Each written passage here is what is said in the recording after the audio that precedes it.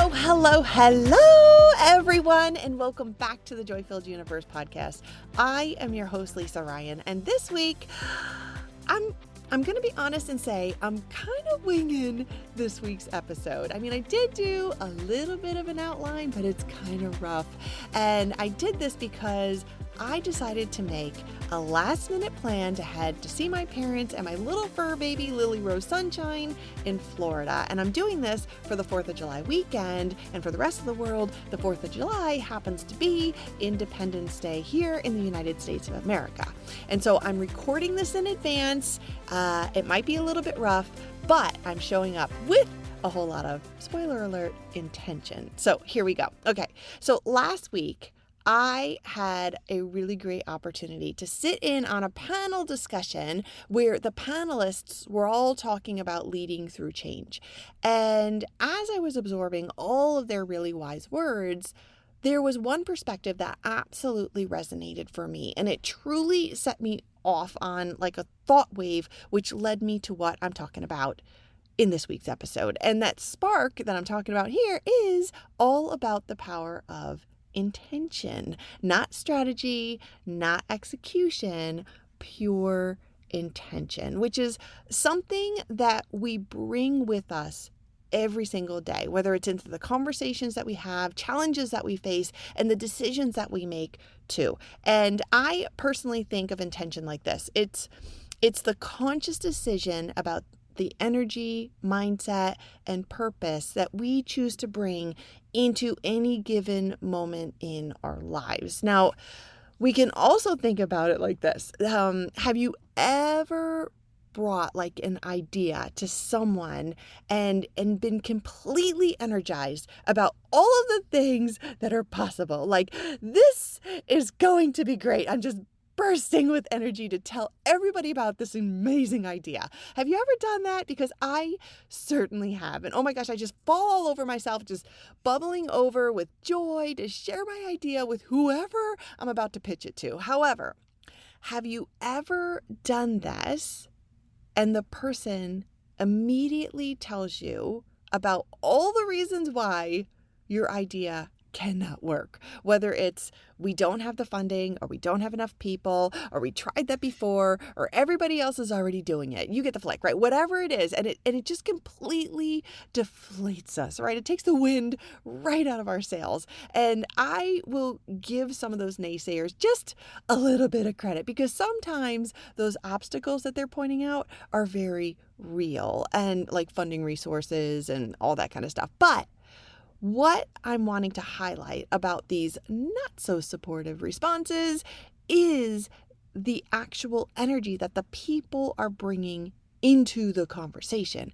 It's certainly opposing to ours. We are coming in on this like super high vibe, and they are meeting us on a really low vibe frequency. And I am even seeing this when like I mentor people, right? I work with some of these folks and they come up with these incredible ideas or these like terrific paths forward. And then rather than seeing their energy start to rise, it kind of starts to sink, as if like they're already defeated because they're thinking about all of the obstacles or risks that are going to stand in their way. Like they say things like, yeah, but a holiday weekend is coming up, so I'll just wait until we're all back and then I'll think about it some more. Or, okay, that's something to think about. It's going to require that I make some changes to my schedule, which could be a little bit difficult, so I'm going to have to figure that out. So we'll just see how it goes. So I point those out because they're not necessarily opposing the idea, but giving me lots of reasons why it may not happen or may not be attainable. However, there is a very exciting flip side. And I have worked with these kind of folks too. And these are the people who are aware of their dream and are also aware of the challenges.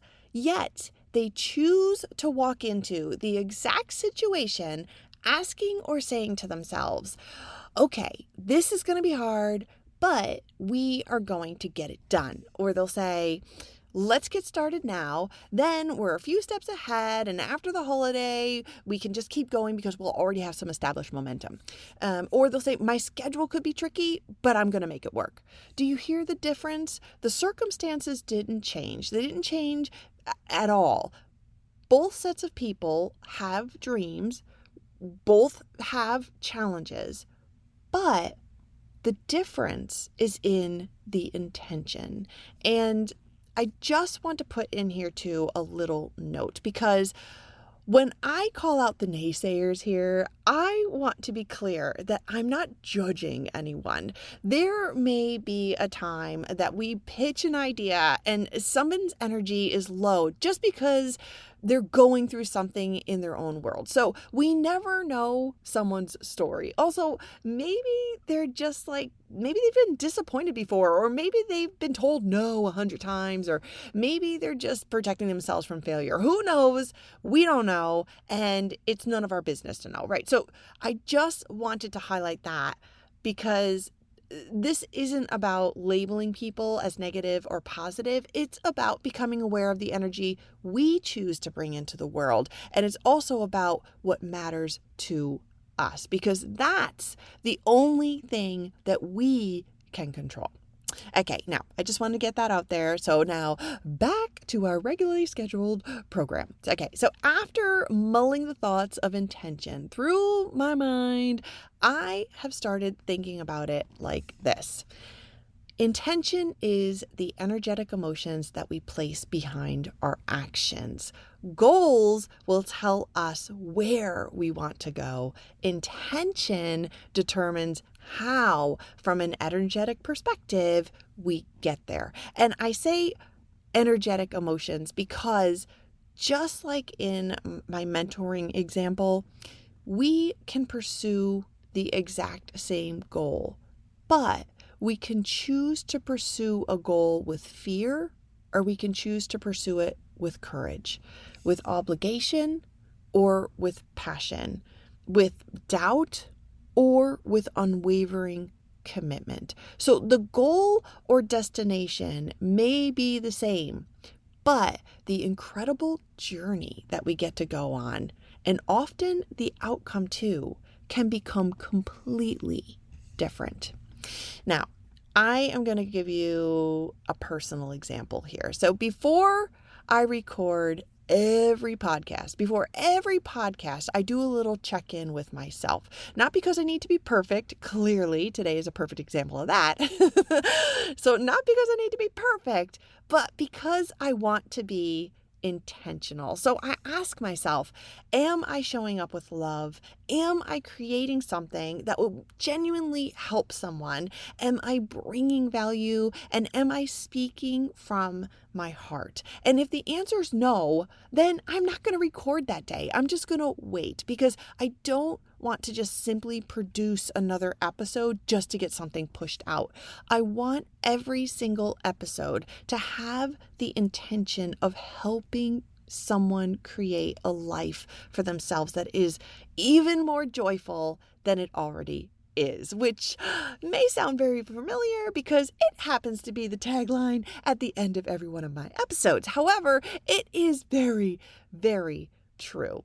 And so I want to help people remember that they have agency over their lives and can be and do whatever their hearts desire, regardless of where they are in life. I want to help people choose the emotions that we are all hardwired with as we come into our human experience, and that is joy and love. And that's my intention for this podcast. That's my intention for every podcast. And for me, that matters way more than just simply checking a box and producing any old episode for the sake of pushing something out there. And I kind of want to pull the thread on that actually too really quick, that example, the whole example, because something that I have noticed is when we live intentionally, our confidence no longer depends on today's results.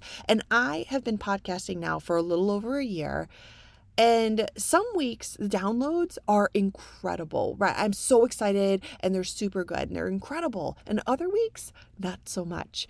But you know what? Those numbers do not determine whether or not I believe in the joy-filled universe. Not one single second. Because the belief that I have is not rooted in statistics. It's rooted in purpose. My intention is to create a community where people discover they have agency over their incredible lives, where they view their worlds as limitless, and where they realize that they can create lives filled with joy and abundance, curiosity, resilience, and purpose, and anything else that their hearts desire. And all of it is far bigger than 1 week's download numbers. And because I intentionally know my why, I don't get thrown off course every time the metrics tend to fluctuate, because you know what? They do and they will. Yet, purpose is what gives me stability, and intention keeps me moving forward. Now, just for the sake of clarity, the opposite of intentional living is not failure. I believe it could be defined as drifting. And what I mean by this is someone who is drifting will say things like, I'd like to start a business someday, but then they end up treating that whole thought and what they're doing to get to a business, they'll treat it like a hobby. It's like saying, I want to get healthy, while making choices that don't support that healthy lifestyle and health-related goal. It's also like saying, I'll start when I'm ready, and then years can pass by, and that start date is still somewhere in the future. And I personally have experienced this. I have experienced this myself. Many of the things I talk about in these episodes, I've experienced, whether I like it or not. But I have experienced this myself because I joined a gym, right? Like 6 months ago now. And it's very close to where I live. Well, anyway, on paper, that seemed like the perfect choice. But every time I walked into the gym, I just didn't feel good. Like, it didn't feel like me. Like, the energy was just a little bit off, and the environment didn't feel inspiring to me. And from that, my level of excitement to be there, or even just return, it wasn't there. So it was no wonder why I wasn't showing up consistently. I wasn't showing up because my intention for going wasn't there. When I signed up, I made the decision with my head, but not with my heart. So that said, I just recently canceled my membership. However, I didn't give up on my health goal of lifting weights and getting stronger. So I'm happy to report that I actually found a much smaller gym that has all the stuff that I need within it. And the energy, it just feels so much more aligned. And it's a place that I actually look forward to going to now, and it is super, super convenient too. So now the energy in this new gym environment, it matches my intention, which means that I'm way more likely to stay engaged. Because in this case, the goal wasn't wrong.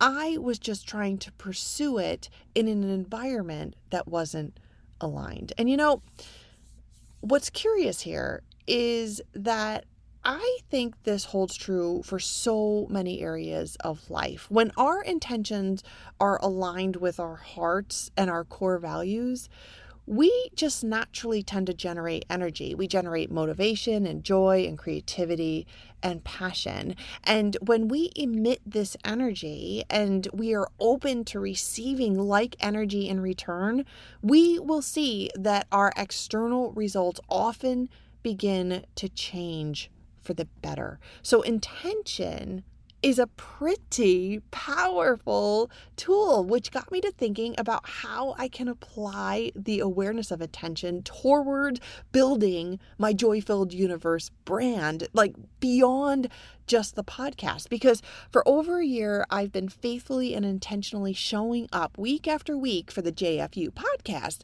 But I'm discovering that if I truly intend for this to become the community that I dream about, I need to start treating it like the business that I believe it can become, which means I need to start facing some of my fears and doubts and insecurities that I have. So I have to start connecting myself to a mentor who has done something similar to what I'm trying to do.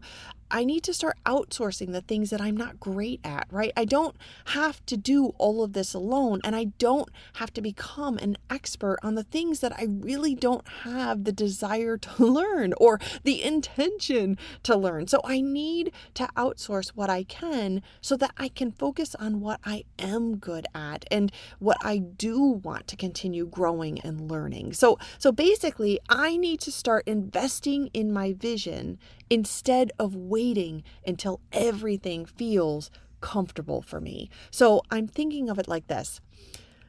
I wish to have an incredible, high vibe, limitless community called the Joy-Filled Universe. And this wish is what inspires me because it highlights what is possible, and it is a deep-rooted passion and genuinely comes from my heart. So it's like our dream that we message to the universe, and our intention then is the commitment that we make to our dream, and it's the energy and emotions that we bring to support our dream as we partner with the universe to co-create what we desire. So it's like our wish imagines the future and our intention creates it. And I absolutely believe that with dedicated intention that I will meet the right people. I'm going to notice opportunities that I may have missed before, and I'm going to make courageous choices because I know that it's all going to work out for me. I know with full intention in my heart that success is a non-negotiable, and I love that for me. And I'm also hoping that you all are feeling and recognizing areas in your world where you have been wishing for things. However, maybe not with full heartfelt intentions. And if that's the case, well, then now is definitely the time to change that. So what is it going to be, right? What's it going to be? What intention are you deciding to bring into your life right now? When you wake up tomorrow morning, what energy do you want to bring to your family, your career, your relationships, your dreams, your healing, your future? Because life isn't just shaped by our goals we pursue. It's shaped by the intention that we bring while pursuing them. So if there's one thing here that you take away from today's episode, I hope that it is your life is not created by your circumstances. It's created by the intention you choose to bring into those circumstances. Your wish gives you a vision of what's possible. Your intention is your commitment to that vision. And every single day, you get to choose whether you show up with fear or faith, with doubt or curiosity, with resistance or love, with excuses or with purpose, because those choices become your emotional energy. That energy then shapes your actions, and those actions shape your life. And as Marcus Aurelius has said, the happiness of your life depends upon the quality of your thoughts. And respectfully, I would like to take that one step further and say, the happiness of your life depends upon the quality of your thoughts, and the quality of your life also depends on the intention behind those thoughts. So tomorrow morning, before you pick up your phone, before you answer your first text message, DM, or email, before you begin checking things off of your list or even just making your to-do list for the day, just take a moment to ask yourself, who do I intend to be today?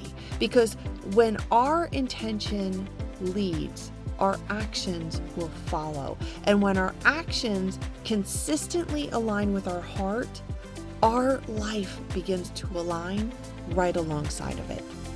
And that sounds very exciting to me. And it's also going to be a wrap then for this week on that very exciting intentional note. So I hope that you found today's episode to be helpful. And if you did, well then, please do your girl a solid and rate, follow, leave a review, and share it with a friend. All of that is always so helpful to me, and it's extra appreciated.